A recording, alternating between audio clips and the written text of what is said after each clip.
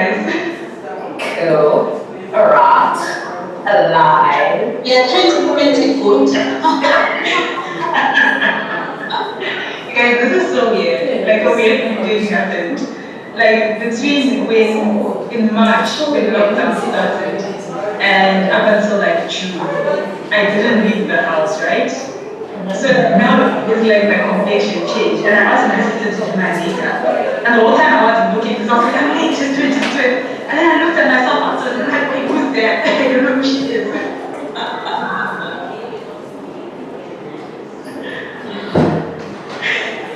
I feel like that about lipstick. About not thinking, I mean, it's got nothing to do with my complexion changing. But like lipstick, there's a lot of lipstick I can't wear because I'm just like, I don't recognize you, therefore I can't wear you. Yeah. I think I try it.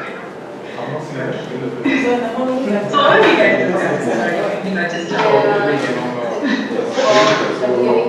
No, there's no thing that she asked like, oh, the talent for her if she doesn't do something. We're talking about life balance and prioritizing. It was hard, but I think When she said that, she reminded me that my writing coach said to me, if there's not light, we are right.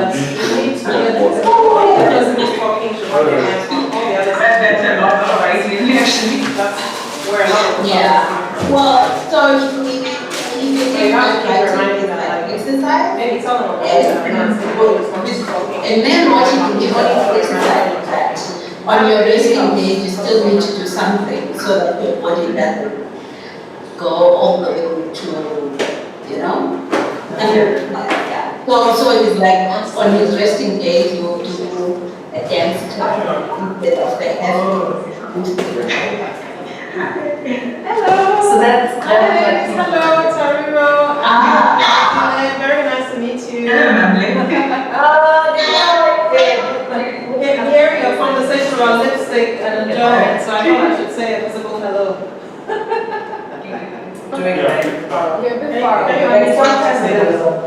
Can you guys hear me now? Meet you, Tariro and Duduzile. Welcome. Can you hear me?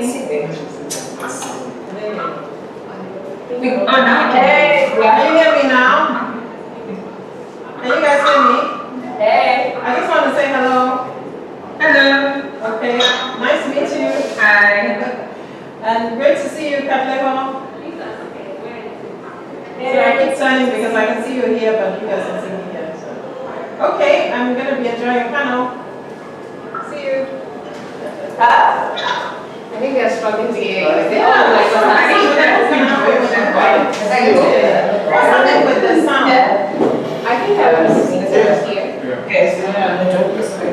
Yeah. How are we going to do the Foolish, like, what is this?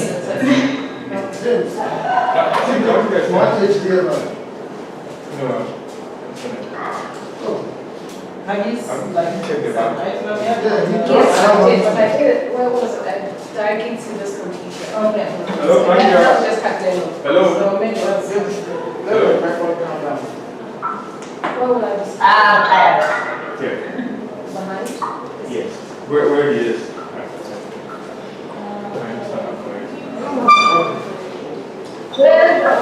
Test the sound.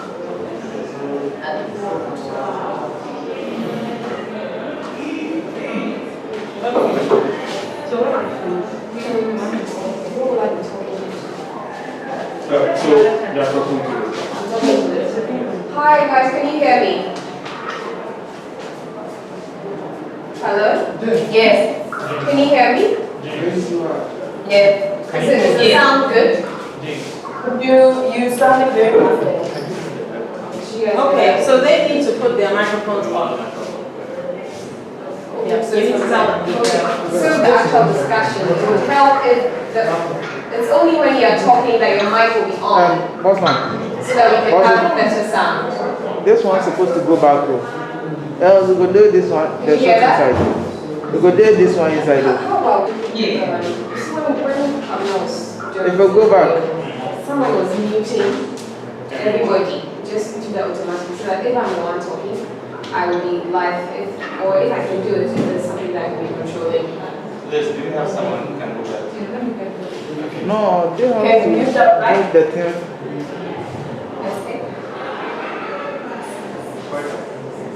When you speak like this, you can still see them. Yes, I can. Where you place down there, it's showing for this camera inside of. Is that a problem? Yeah. Okay. It's supposed to come back. This is okay. Yeah, but you have to position it well. This is okay. It's okay, but it's too wide. We need to For pick me? one. We need to pick How one. about where it was earlier? Okay, I'm coming there. Are they hearing you now? I'm coming. No, they aren't hearing me now. I don't know if they can hear me. Are you guys hearing us? Can you hear me? Not if you can hear us. She said it's still muffled. I think it's Okay, we're still sorting it out. What I'm trying No. to say is when Pabna was doing his own, I think there was a phone and another laptop in front of him. Okay. And I just I'm not trying to sure. figure out how, because that sound was way better. It wasn't. Let me see if I can find one. Who was the moderator though? They can't hear us. But no, it's the moderator. Maybe he had a different laptop. They can't hear us. The sound is muffled. Yeah. No, you can hear us. She said that it's muffled. Ask it. Ask it. It's okay now.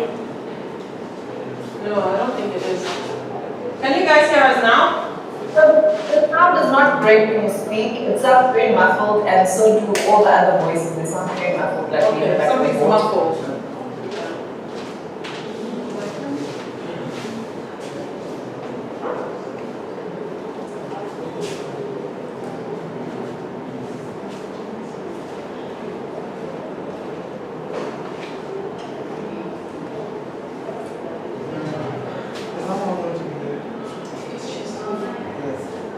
I don't think you tell me where she's sitting. it's not Yeah, so it's just me. Only you. Yes. Like moderating. She's the only one. Yes. Yeah. If more people come and then the audience asks questions, we can turn the camera to the audience. Just want to adjust, we have to sort of turn on. It was Pabna's laptop. It was his laptop. I think so, because when So then, Elizabeth, what's the problem? when I used this one, He could have just been referring to us. he had logged in, because I realized that, here, I think it's Martin's name, but then it was Pabna Fukwajima, so he had joined with accounts. Yeah, I think that he was using his own laptop. What do you think the problem is? I don't know. So they're asking, I think they're asking, they're asking the person to have a mic in front of me, so that they can hear. To get the mic for you. That's what they're asking, but I don't know if it will work for the setup here. I think it's for me. I think every session I go to this. Or the last one, the one. So what they're saying, you should have a mic for. Yeah. That's probably That's what I also thought too, but he had a laptop and a phone, but the phone was on mute again, so I don't know how it's working, yeah. So it was like he was using his laptop. I don't know, but there was a laptop in front of him, Okay. yeah. And he was sitting here as well, so I thought I was going to see, because I thought the camera was, yeah. Would that help? I don't know if the position will help, but I thought he was using the laptop. Yeah, for him, he was using a laptop. Yeah. But I don't know why Kofi brought this one. Set design, they mean, I know nothing about their set design. So unless they are here.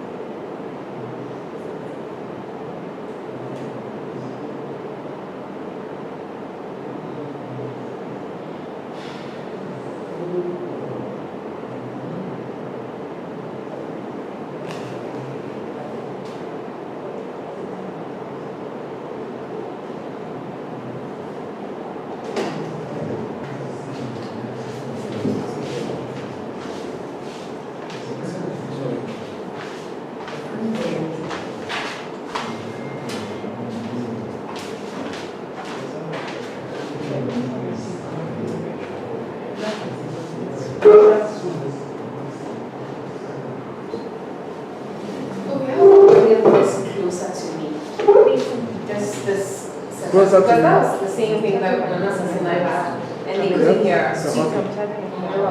Maybe bring this closer No to me. problem.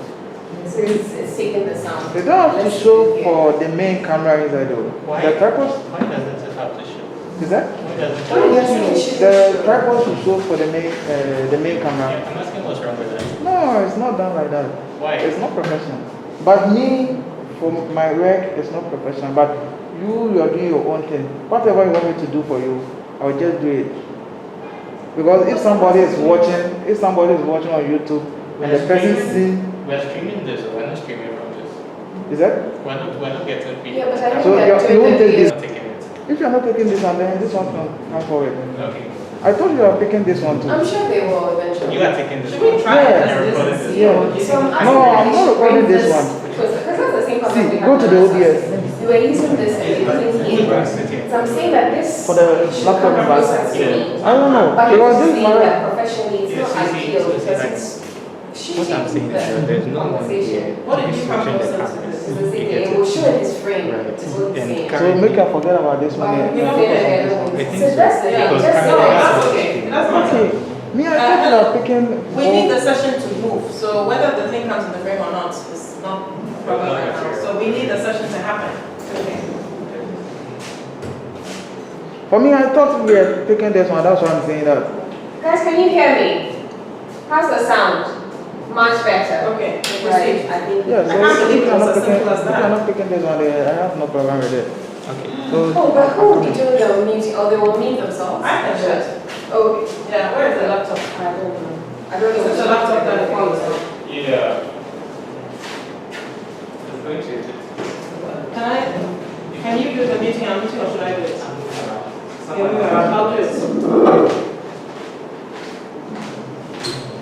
Are you moving around? I need to be able to see them. Because I will see them. Right, okay, I will see them. So I have to be. So, can we bring it? Yes. Yeah, just move the thing closer to the sofa problem. So we solve the sound. if we turn the thing like that, we're going to get everything here. Right Yeah, now, yeah. it's a matter of whether we move the session or we don't move the session. So whether we see this in the room. What happened? I'm asking to maybe close the, I think something is happening on the laptop.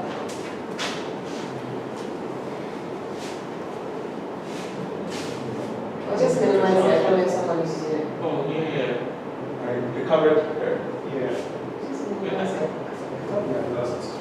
Tell me this.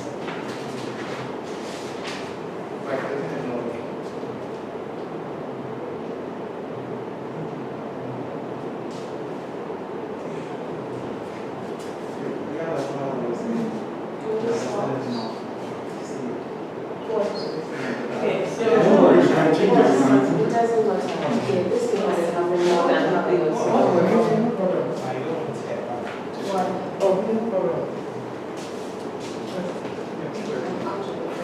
Yeah, she has to be. How's the sound?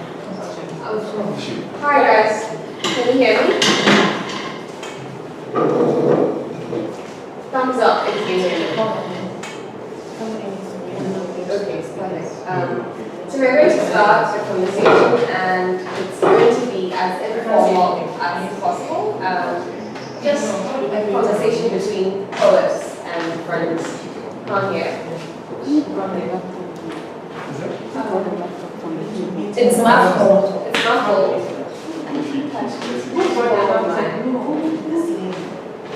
How do we mute her when she's not talking? How about now? Is it better? Is it still muffled? So is the cursor on here? The sound from when he's talking around you in the room are louder than you are speaking, so they're muffled and you're not. Give us a few minutes. I think we can hear the crowd. Yeah, we will meet you when we need to. So I'm going to be doing the meeting. Okay.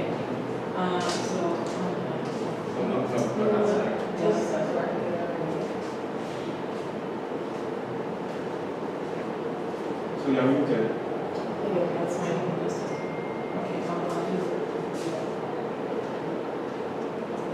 great.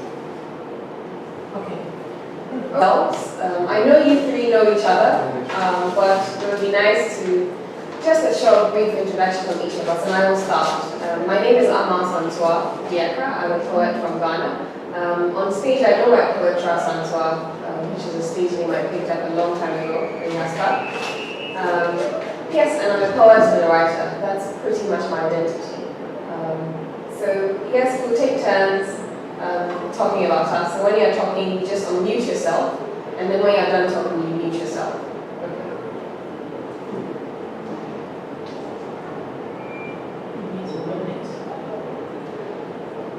So Dudu, please introduce yourself. Hey, okay, let me go. Good evening, I'm Katleho, Shoro, and I am a poet and performer from South Africa, as well as a researcher from South Africa. About 3 years ago, I was able to publish my first collection of poetry, which was a whirlwind in and of itself. I didn't quite hear the other things that you'd like us to say, but I think we can start with them and we'll continue. Thank you.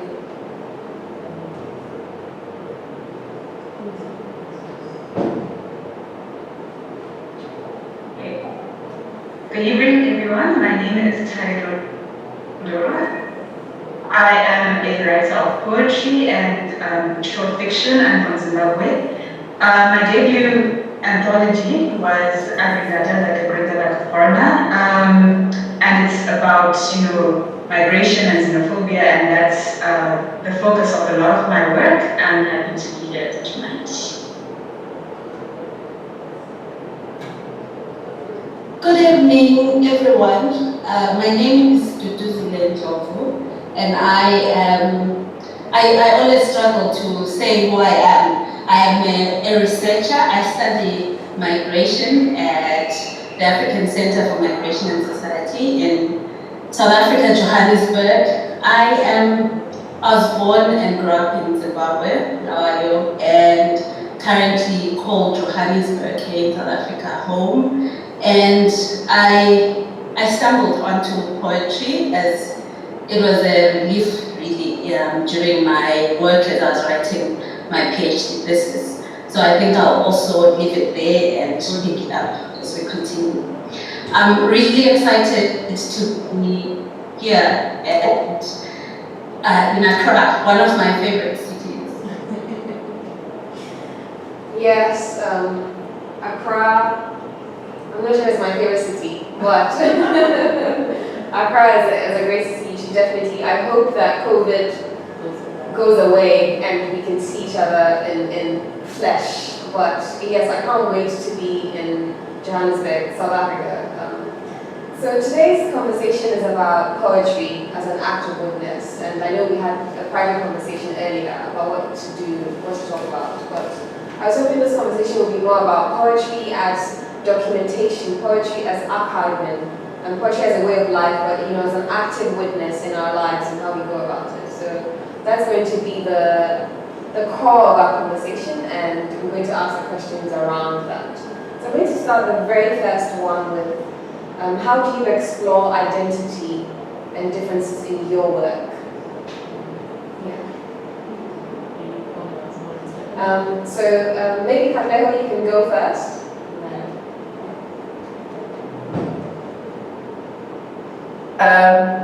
Did you say me? Okay, sorry, it's a little bit. So identity. So the one thing that keeps, I think it haunts me more than anything. And I was listening to Prof. Katleho yesterday talking about how he speaks about language and how he's gone into thinking about language, but also practicing and writing in Ibe. So language for me as a Sesotho speaker is one of the things that sort of haunts and propels me, simply because at school level I didn't get to do Sesotho, and then for me what that meant is that it's always a reach for Sesotho, and now it's a reach for poetically writing Sesotho. So the book, anthropology is called Shoro, and which means butterfly in Sesotho. And a lot of people who are giving you what I have as a resource, take it please. We will find other things to do. But there's a lot of identity, obviously, and there's a lot of speaking back to the academic institution as well, because I've got, with my background in anthropology, there just a lot of ways that we're represented, where it's just like, how do you become a researcher in this space in ways that are full of integrity? How do we speak of ourselves as like these full human beings without needing to justify that we're complicated? So that's a lot of what I try to explore and interrogate.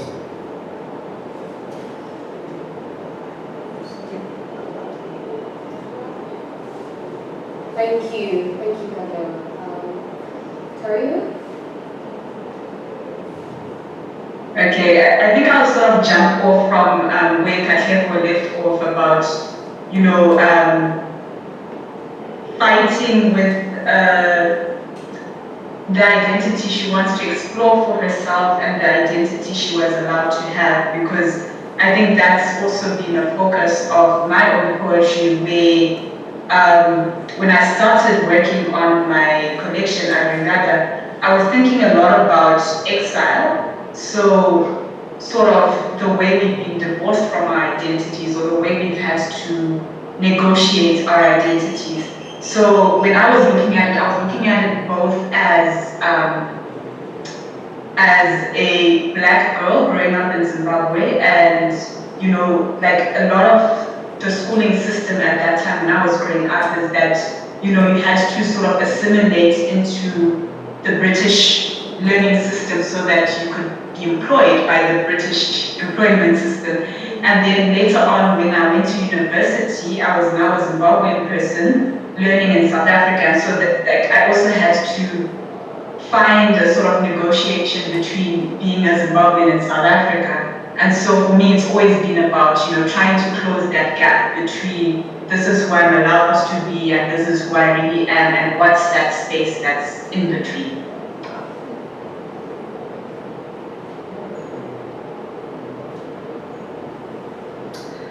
I think what I'm going to say dovetails to what Katleho and Tariro also already said, because it's, for me as well, identity has become spotlighted. My identity has been spotlighted by the academy. And for myself, I was writing about Zimbabweans in Johannesburg, and I found that there was this, Zimbabweans were being lumped up into this one group of Zimbabweans, and yet there are so many other histories subsumed within the bigger tag of being Zimbabwean. And so identity for me in that sense of understanding how people want to be represented, and how the academy, which unfortunately has a lot of hegemony in terms of how people get to be represented, and as well as the current nation-state system, the fact that I cannot be anything else apart from a Zimbabwean in Johannesburg. Right? I cannot be a Ndebele woman in Johannesburg, for example. Or going back to what Katleho was saying about language. In my case, I didn't even learn I remember my father and my eldest brother used to speak another language when they were together, which is Kalanga, which is my father's language, and I already was conversing in a secondary language, as it were, in Ndebele. And then in school, I am taught in English. And so for me, that journey back to who I am is even scarier to think about. And I think for me, identity is now about what I choose to be in this moment, while aware that there's a lot that I've already lost, for example, in terms of language. Yeah. So you can start talking. Thank you. Thank you all for sharing. That's very insightful, interesting. What choosing where you are in your journey, like choosing to be that, and that's very interesting to the work that you do. So, you know, witnessing means that we don't get to pick and choose what we are seeing everything just as it is.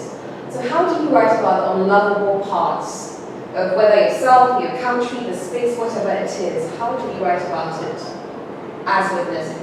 Even though it may be ugly, it may be grotesque, it may be not the things that you want to see, how do you write about it?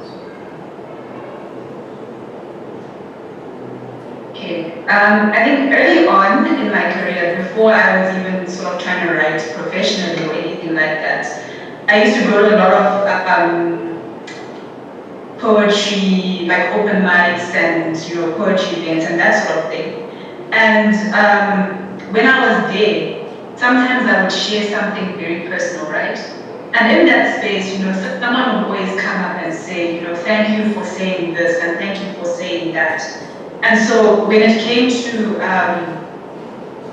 furthering my writing career, I think I always didn't have that, or if it's not the best place that I was at or the best place that my country was at, I now realize that there is a freedom that comes with other people when I do write about it. So I just go there and I write it.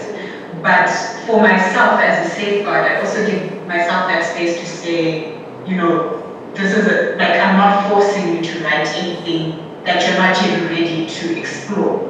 So on one hand, there's that burden of knowing that if I do write something and it's not the best of history or the best of me, it's giving someone else freedom, but also kind of acknowledging that I don't have to write everything. So that sort of gives me the balance to go where I wouldn't have wanted to go.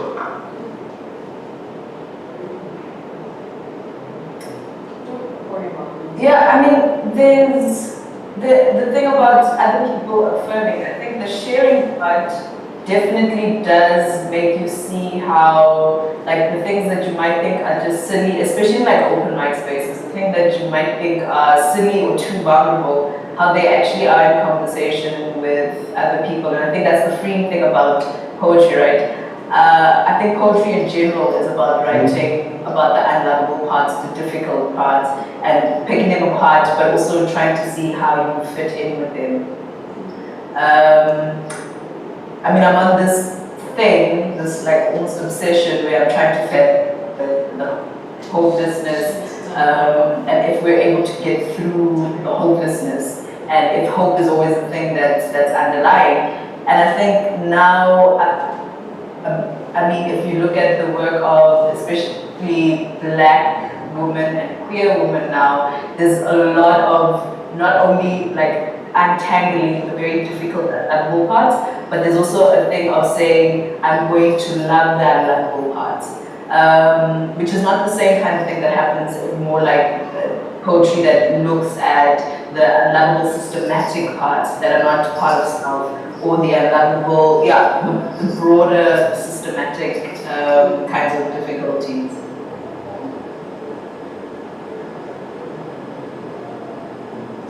I think for me, thinking about the question has been precisely about the systemic parts of who I am. For example, being Zimbabwean and the current state of Zimbabwe, of the Zimbabwean government. I found poetry to give me I don't know if I can call it the bravery, but I find the voice that is not afraid of what could possibly happen if I say this. I find it in poetry. Perhaps it's the fact that I feel like poetry hides me. It's just a voice that I'm getting out there. But but at the same time as well, I feel like poetry becomes this beautiful thing that carries painful things.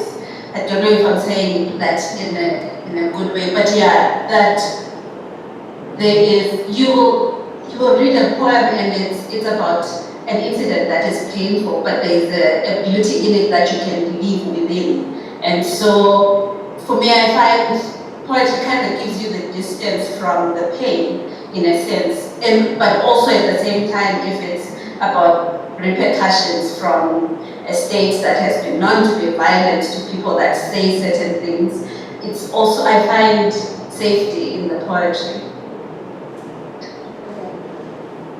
So I want to, just before we move to craft, I want to piggyback off, your earlier answers on identity. And it seems all three of you are or have been in academia. And academia can have restrictions. I wonder, has it in any way stifled your work? Or has it interfered with your process? Or do you think largely it has elevated your process? Do you want me to repeat that? So I was talking about academia, and you know how academia is, it can be restricted for creatives. I wonder how academia has been for you. Has it stifled your work, or your voice, or your identity in any way? Or has it interrupted with your process? Or do you feel largely that it has elevated your work?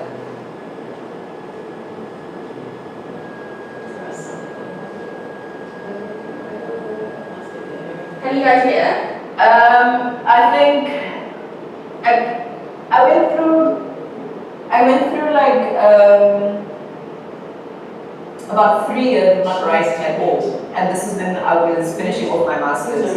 It was terrible. Like I didn't understand at that point how to space the creatives, but also it felt like that the producing the more rigid academic work was so important and so structured that it was difficult to access the more creative stuff. So definitely I think academia can interfere, but then you need to figure out how to push through, I suppose. Yeah, it's a difficult one. I don't know if there's a balance that exists there. Yeah, I think we all know that academia is geared for a white male body, and so finding space within academia as a black woman is very difficult. And for my academic voice until I wrote poetry, which then led me back to, okay, this is what I actually want to say. And so I wouldn't say that academia has stifled my creative voice, but that I've actually transgressed the rules of academia through my creative voice, because once I found actually what I was arguing for in my thesis in poetry, I also then decided to insert poetry within my thesis as a way of making room for the totality of my voice in what I was writing about. So for me, it's a more complicated relationship. Even though then continuing from there, I guess right now my process is finding my way within that gap, because I think I belong between the academic genre and the creative genre, and now my process is creating my home within that space. Okay, that's actually quite helpful to do.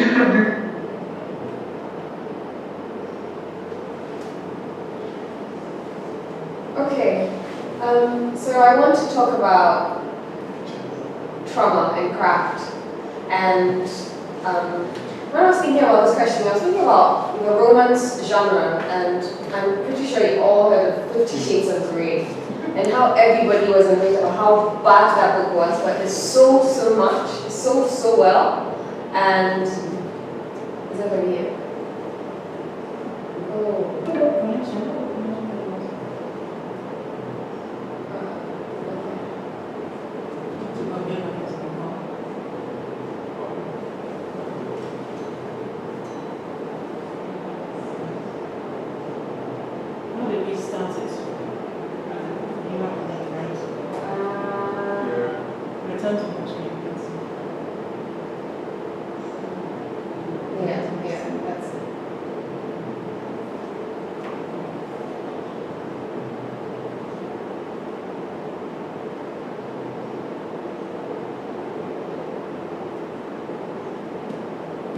poetic inquiry, and for me that's interesting, like how even poetry as a research tool is like square in the middle of the academic space. Does that make you, does it make you more creative in that way? Yes. So poetic inquiry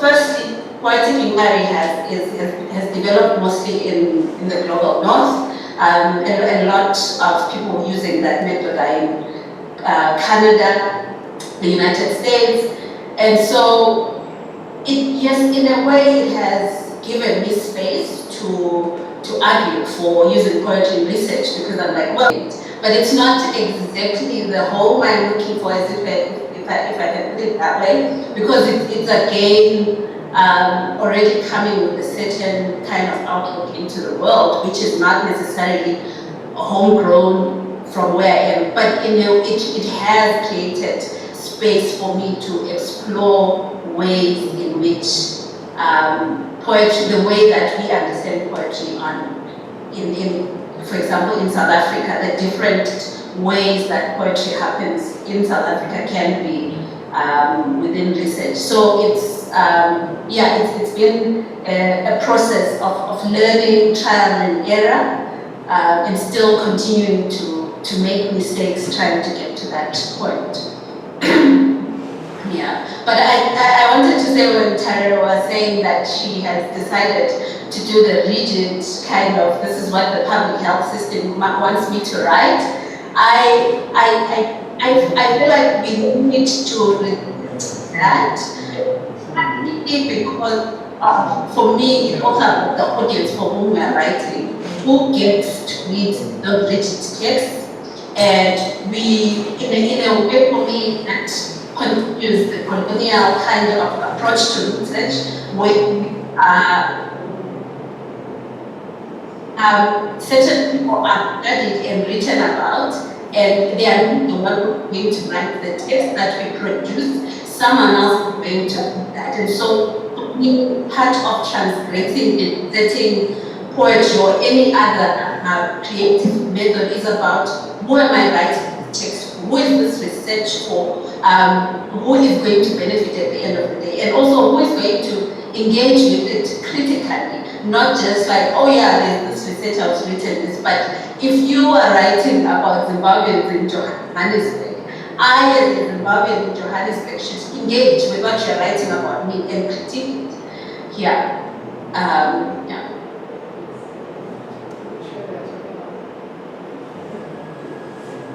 Hi guys, so yeah, I went off for a bit and I see the conversation continued without me, but I'm back. And I was talking about, the relevance of craft when writing about trauma. And I wanted to, briefly explain with the romance genre. Romance is a very big genre, but it's also one of the genres that's shut upon because it's women who write it. However, 50 Shades of Grey is one of the books that did so well, went to film, but it's also a very badly written book. And it makes you wonder, is craft relevant, or when you're talking about certain topics that women tend to write well? And that's something like trauma. Is craft relevant for themes like this? Anyone can go first.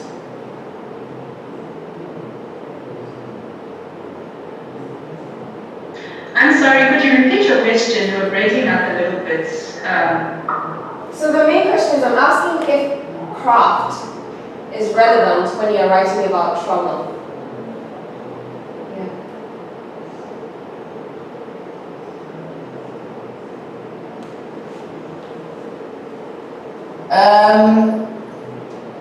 So I mean, in trauma in relation to craft, I don't think the starting place in exploring trauma is the craft. I think the craft comes afterwards, and the thing that Dudu was saying about it, when you write, you're thinking about who you write, who are writing what you were writing, and what you're hoping for it to do. So sometimes in the unpacking trauma, sometimes that's just you unpack trauma in a free writing exercise, and then you have to figure out what to do with it. And sometimes poetry is not the space for you to be unpacking the trauma, right? But there've been people who've been doing the writings and crafting of trauma in really beautiful ways. And that, again, that thing that Dudu was saying about like people writing beautifully about really painful things. And I find that a lot of us poets gravitate towards writing really beautifully about really painful things. And I'm wondering how healing it is for us, or how re-traumatizing it is for us to also be using the crafting of trauma in trying to deal with and heal from trauma. I mean, it's something I don't have an answer for, but I do find it a little bit problematic because of how we revere our own trauma. Not to say that it's not valid. Okay, I think I would agree with Katleho about, audience and, who are you trying to reach, because, when you write about trauma, is it that you're writing it to heal yourself, or are you writing it for other people to read? Because where I find craft relevant is that at times it can make you more eloquent. So if you're trying to make yourself heard by someone else, that's where the craft really comes into play. But if you're just sort of at home and you're writing about something because you just want to say, you just want to let it out, then craft isn't that important. So I think my answer would be that it's not necessary, but if you're wanting your voice to go out there, then it's something that can sort of elevate what you're saying.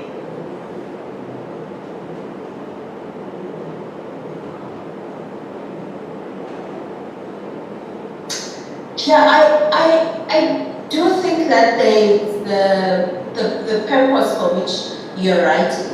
So, for example, in my work, I did say that I've been doing research with Zimbabweans in Johannesburg.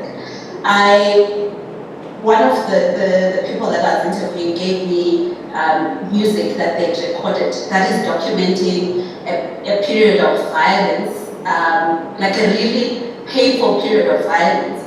But I find that I found myself playing the song, like the songs in my car, and it's like this upbeat song, there's poetry infused in it, and there's the rhythm to the poem that keeps on going on in my head, and yet they're really talking about, for example, xenophobia in Johannesburg, xenophobia in Botswana, and so and part of it, like the whole point of them writing this music is documenting a history that they feel has been silenced, and whether it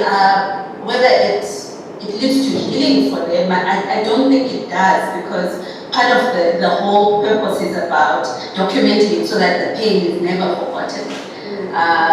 So in a sense, I think sometimes it's about wanting to hold this moment and until you get to a point where maybe you can let it go and find the healing, but in this space you don't have that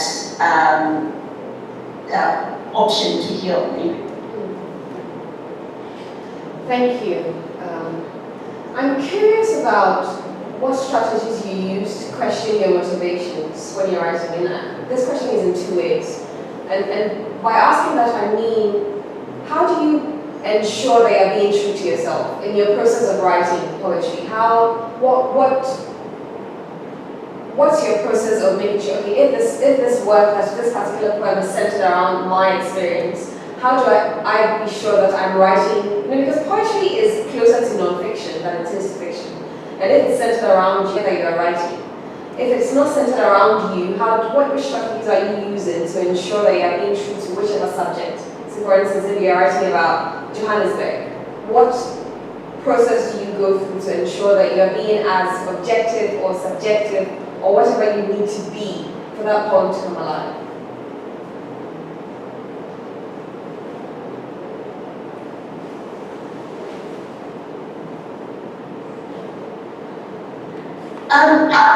For me, the point is never to be objective. Sorry.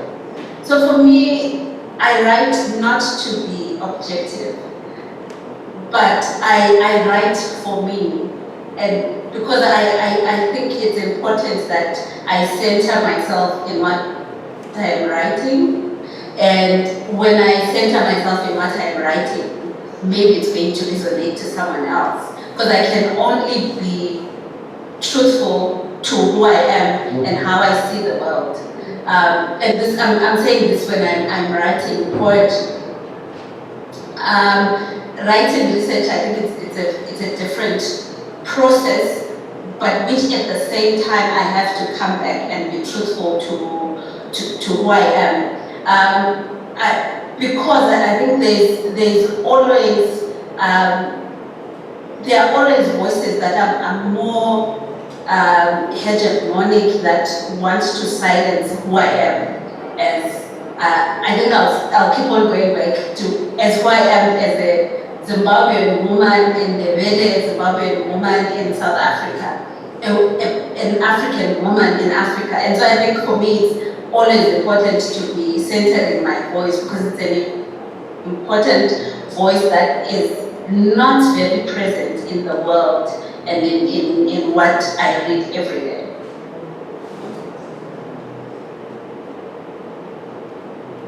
Okay, I think what Duduzile is spot on, that, you know, sometimes you just need to sort of write what you want to write, and then after that you decide where to publish it.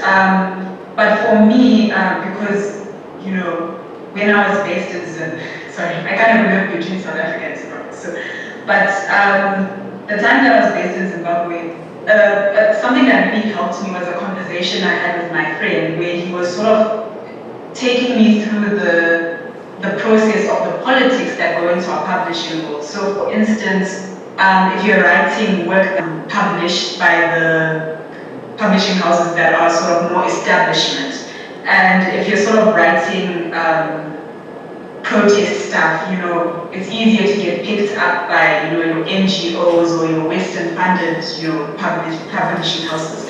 So just that, having that conversation allowed me to see that, you know, sometimes people have an agenda, and therefore sort of trying, like I had to try not to align to any of those two camps. So, you know, if I saw something that bothered me, whether it's aligned to this camp or that camp, I just write it. And then I look for a place to publish it. But the important part is not to align yourself very easily, because sometimes, you know, if you see some people are, you know, in this camp and then you go there, then it sort of stifles you, because now it means that if you see something that disagrees with that, now your voice to point it out has been diminished. So I try my best to just sort of write in my own space and write what I sort of feel, what I feel challenged by, or what I feel moved by, and just knowing that, you know, these are the sort of things that are going on. It helps me to then pick and choose, you know, this is who I want to work with, this is where I want to publish, this is, you know, where I want to take money from or not. Because then I know that, you know, if I take money from this person, this is where I'm going. Or if I take this project on, I'm now aligning myself this way or that way. The thing that both of you are talking about, you said centering it up. Because what I'm thinking about is like centering ourselves is not even simply a matter of like an egocentric thing, but it also becomes a way to navigate the ethics of the work that we do. So like for me, one of the things that are important is when I think of writing, sometimes I think about like my late grandmother, right? And that is it's centering her is also centering myself, because I think of the way that I am representing this and that. Is it a way that ethically I can stand by? And is it a kind of conversation, and not as a way to stop myself from speaking, but as a way to also counter some of the bigger patriarchal and colonialist kind of ways of speaking and representing ourselves and each other. But then also this thing about like motivation and how to almost keep the motivation in check. I think one of the things that works for me is silence, because silence then helps you also not just stop stop hearing the clutter, but it also gives you a moment to like, does this feel right? Does publishing with these people like Tariro was saying, does publishing with so and so feel right and aligned to the things that I'm doing? There's one, Alexis Gums. I was very recently reading M Archive of Alexis Gums, and Alexis says that the book is co-written with her ancestors.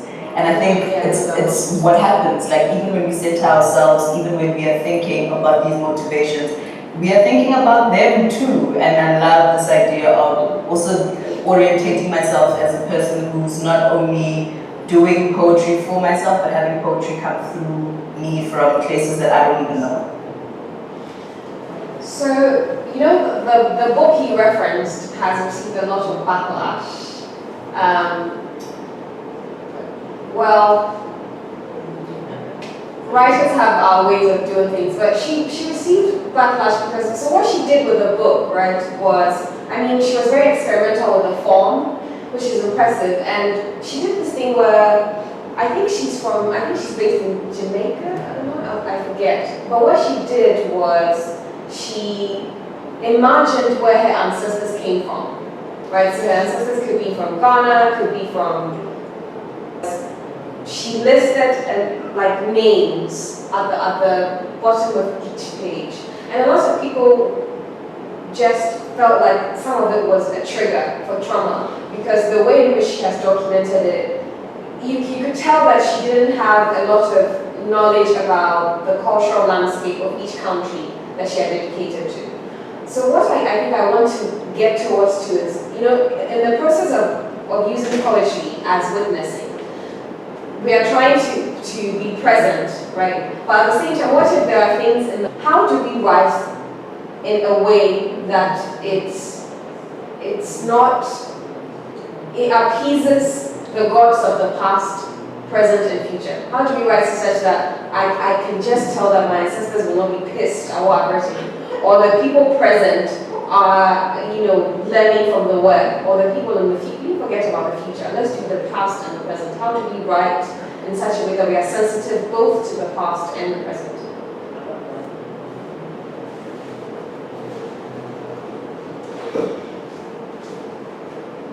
I mean, just writing off that, sorry Tari, writing off that, like the first thing I think is a whole lot of research, but also realizing that we are not going to get everything right. And trying to be too dogmatic about the work that we do and the work that we are trying to do. I think it also puts us in a little bit of a pickle because we see ourselves as these like messiahs, and that my work is going to change everyone else's life and educate everyone. Whereas sometimes all you can do is speak the truth. Sometimes I only know about Sonia Sanchez from like one poem, or I only know Professor Ndlovu from like the 2 lectures that he's given. And then what happens? Does that mean that I'm not able to start picking some things from there and drawing inspiration? But also there's the ethics that come to it. But I really think that like research, listening, and deep listening, both within yourself for the place where you get integrity, and also sometimes of being obsessive about something, like digging and digging and digging and digging and talking and digging until you're able to find better answers or better ways to do it in ways that you can feel like that. Yeah, Katleho, I love what you say about listening, because I think, you know, there's also a sort of respect that comes into that, because you know how a lot of people would say, you know, speaking for the voiceless, and people are like, no, there's no such thing as the voiceless. There's, you know, what do you call it, the deliberately unheard, and so I think it's that thing of, yes, perhaps I want to write about women in the market or women in Ghana, but also writing from a place where I'm like, what have they said before? Am I really listening to them? Have I heard what they have to say before jumping in with my own voice? And then part of it is also, I think going back to the original question, part of it is picking your fights as well. Because, you know, sometimes, you know, as a poet, you get carried away and you're like, no, my next door neighbor did this, and this person did that, and you want to name names and you want to point fingers, but there's a time when you can actually just write a poem and say, a man beat up his neighbor's dog, and you don't have to name him, and in that way, you're sort of preserving someone's dignity whilst also saying the story. So I think it's about both listening, say something. So for instance, do I have to implicate something? So as you said, she sort of published a whole list of names and that triggered people. Maybe there's a way she could have said the same thing without publishing people's names. So it's finding that balance. But I think before you even find that balance is a humility that comes with that, with knowing that you're not always right, you don't always know everything. And you know, it's a balance. I think there's no hard and fast rule, but I think it's just practicing that humility and that listening. I think for me, part of that goes back to the centering yourself, because when I ask myself, would I be happy with this representation? Like humanizing the other person, like seeing yourself, putting yourself in the other person's shoes, which is part of the process, the struggle that I had when I was writing my PhD, was feeling like I have just talked to these people and now I'm representing them in this text where they are not even going to be able to engage with it. And then putting myself in their shoes, if I had been on the other end of the interview and someone was now writing about me and I couldn't engage. And so I think those are important. It's important in terms of the way we think about ethics beyond the kind of institutionalized ethics of what we write and how we write. Going back to if I was in that position, how would I expect someone to represent this thing that has happened? Yeah. Okay. So I want to talk a little bit about form, and then we can move 2 questions and then we can get into some reading. I'm really excited to hear your work. But was there a time that a specific form lent itself more clearly to the process of writing or to bearing witness to a specific topic? Was there a time that a form, any poetry form, you felt like this form really helped me execute this poem much better? And if so, how did you make that? Was it straight away? Or did you have to do like a draft before you realized, no, if I write this way, it would work better? Or right away you knew this form would work for this?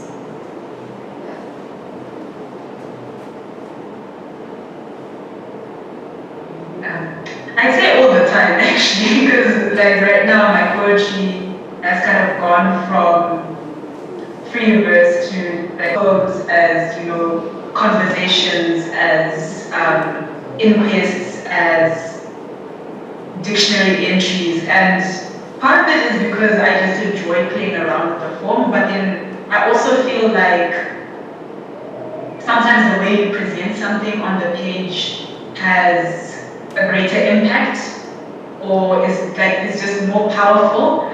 Most of the times, the first draft is kind of free verse, and then I decide, you know, this would be more powerful if I took away words and just kind of put it as a conversation, or just put it as a dictionary entry. So yeah, I'd say all the time I find form helps me.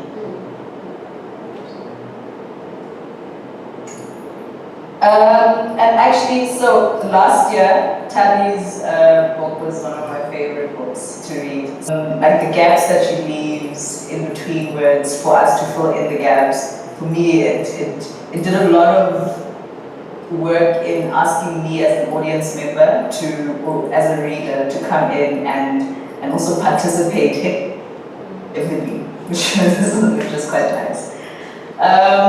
For me, I think around epigraphs around 2016 was something that I was using a lot, but using very much in social media spaces as well, as a way of gauging whether the concept lands, like after I've written it down, does the concept land, and then how does it need to be stretched out to be something more than an epigraph, or an epigram, or does it need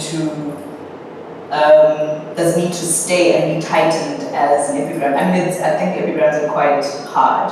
I really think they're quite hard, because sometimes we just say punchlines that are supposed to be part of poems and it doesn't work. But also slamming, I used to do a lot of slam competing also around 2015, 2016, and that was useful in terms of being able to hear how it sounds and see what resonances happen, and if what I'm saying is what I'm meaning, and the kinds of emotions that I can ascribe into what I initially thought could be else.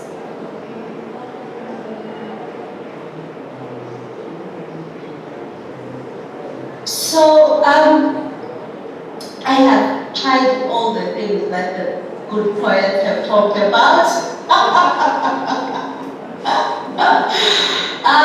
And I find that I am at my happiest when I'm just in the closet and writing for myself. And the moment I have to make this into a form that someone else can engage with, I freeze.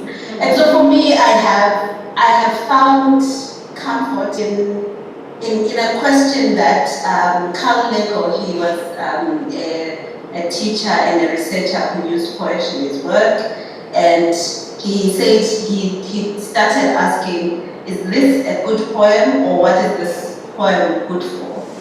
And so I have found comfort in that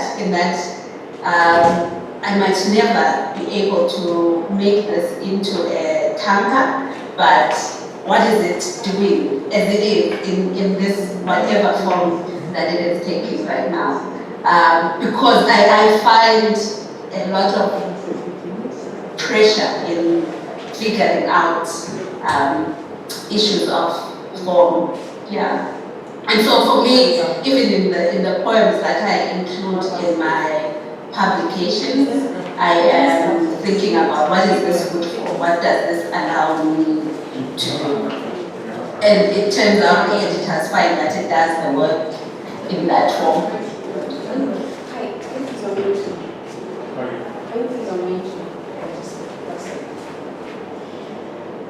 Okay, so my next question, and this question, when you answer it, I would want you to share a short section of maybe a poem or your work that reflects your answer.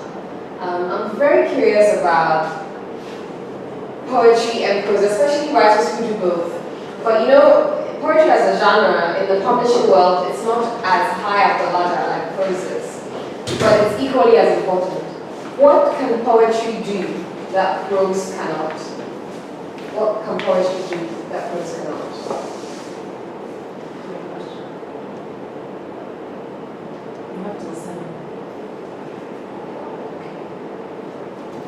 Okay, I wouldn't say that prose can't make you feel, but there's a way that poetry can sort of pass on emotions that's more direct than prose. So for instance, if you read a story, you might just go through feeling joy, to feeling anger, to feeling indifference. But a lot of the times, because you know poetry kind of to the point and with you, you definitely feel what the poet was trying to say. And sometimes even if you're having a different feeling, you still sort of resonate on the emotional level with someone. And in that way, I think it's sometimes easier to relate to what they're saying when you can feel what they're trying to convey so powerfully. And another thing I like about poetry right now in the generation of social media is that you can share it so easily. You know, with prose, it might take you 20 minutes to read someone's story, and you might not actually feel like reading someone's story because it's pages long. But you know, if you just have, you know, something by Opile Chisaga or I'm trying to think of someone else, but you know a lot of these Instagram poets, like it's something, it's on your screen, you just share it like the way you share a meme, or you just listen to it on YouTube, and you don't actually have to be someone who reads. So I think right now, poetry is very powerful for accessing people who don't like reading as much or who wouldn't peg themselves as readers. Tori, can you share a work? It could be yours, it could be another's, just to reflect what you meant by poetry makes you feel or poetry makes it more accessible. You can share something with us, yeah. Okay, this is called Swept Away. Something I wrote. Okay, sorry, there's a bit of feedback here. Piela, verb, to sweep. Piela, verb, sutu, to sweep away rubbish. Piela, human rubbish comes with the system. Am I different because of my visa? Piela, what is the separation between legal rubbish and non-legal rubbish? Piela, go back to your country quickly. My friend said it jokingly, but I feel the sting. Piela, are we ever safe? Piela, Jody Bieber captured monochrome stills of prisoners shackled in twos en route to deportation fields. Piela, I wanted to take the images, but you can't take photos in the gallery. Piela, a mother escapes with a bare bag of the past 5 years. Piela, sleeps in a refugee camp at Bainbridge. Piela, she says she has nowhere to go, but the government minister says disloyal citizens got what they deserved. Piela, Black Easter sparked by lynching foreign woman, Exodus begins.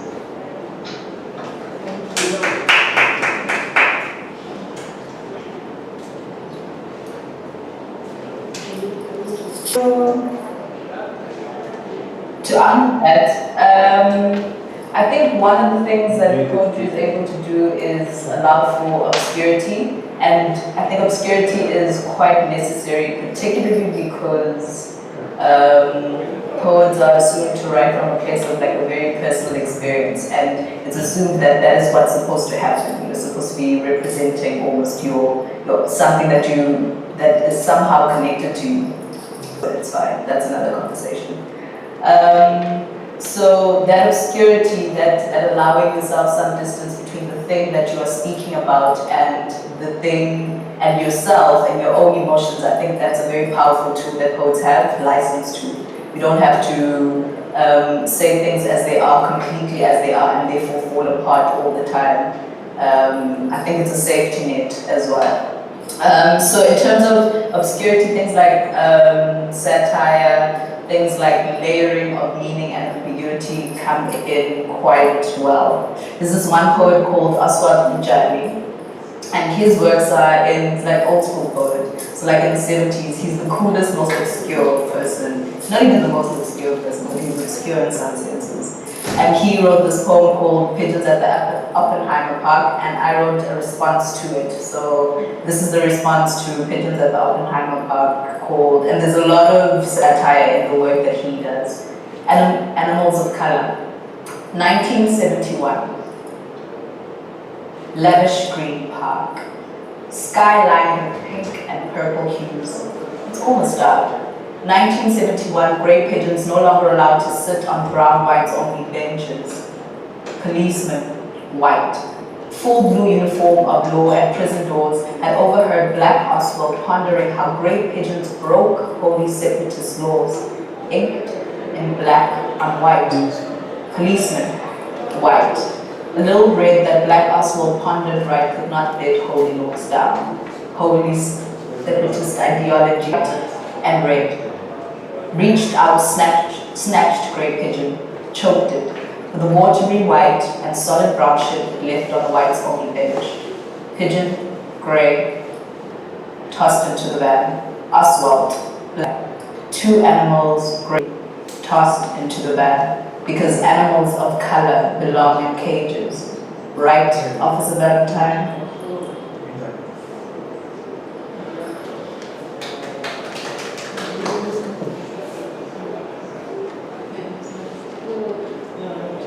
Wow, that's yeah, that's amazing.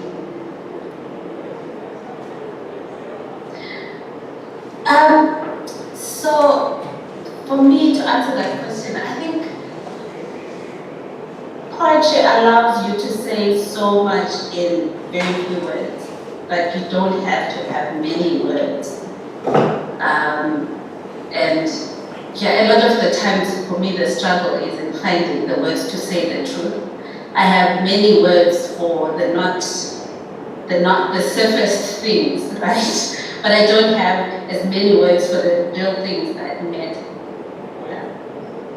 So yeah, I think poetry allows us, like what Tariro was saying, to just get to the point. And I'm going to read something I wrote as I was figuring out who I was as a mother and doing a PhD. I am your mother. Not you said. I want daddy. When you screamed at night and I ran to your rescue.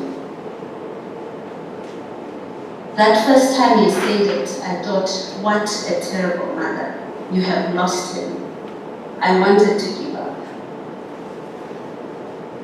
This PhD won't write itself. You are a working mother, I said. Does a mother need to be qualified? I am your mother, period. I have dreams, hopes, and aspirations. I want more, and I want it now. I will travel as if death always take you with me. You carry me like I carried you for 9 months plus, the year you fed from my bosom, until now.